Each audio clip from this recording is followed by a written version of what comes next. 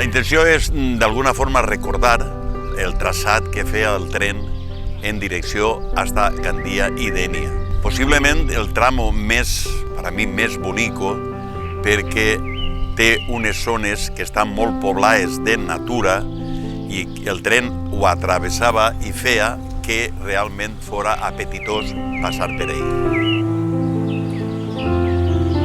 Se va instal·lar el ferrocarril des de València a Xàtiva, Almansa i després més tard Madrid, el que feia que tota aquesta zona d'ahir, la Ribera sobretot, estava comunicada en l'interior, en el centre de la península i després en Europa. Però tota aquesta zona que estava així des de Carcaixent hasta Dénia, el que és la Safor i la Marina, quedaven d'alguna forma aislades. En aquell entonces no era fàcil fer una prolongació perquè costava molt. Entonces se'ls va ocurrir que la solució era muntar un tren de via estreta tirat per animals, però després d'estar 10 anys en eixa forma de fer ferrocarril, aplegaren a la conclusió que no era convenient perquè només sofrien que atrasos i era molt, molt complicat.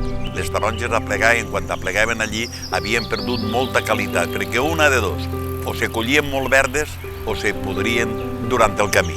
Hasta que per fi, gràcies a Marquès de Campo, que va ser el que d'alguna forma se va arremangar i va dir així n'hi ha que posar el ferrocarril, i és quan va portar ja les màquines de vapor. I això sí que va apropar tots els productes de la Marina, tots els productes de la Safor, fins a Carcaixent. Allí feien el transbordo de via estreta a via gran i ja n'hi havia una forma de portar tots aquests productes, sobretot a Centroeuropa. La via no és ni més ni menys que des de l'eixida de Carcaixent, atravessant el casco de la Muntanyeta, i després ja ens clavem en l'entorn natural de Carcaixent, sobretot a la Barraca. És un tramo molt, molt bonic. Està el que és la trinxera. En aquell entonces botar el portitxol sí que era complicat i suponia un esforç sobrenatural, sobretot per a les màquines que són les que arrastraven els vagons. Per a passar això i suavitzar un poc, se va fer com una espècie de trinxera que l'únic que feia i l'única intenció que tenia és aplanar un poquet el recorregut perquè les màquines, quan aplegaren allí, no sofriren.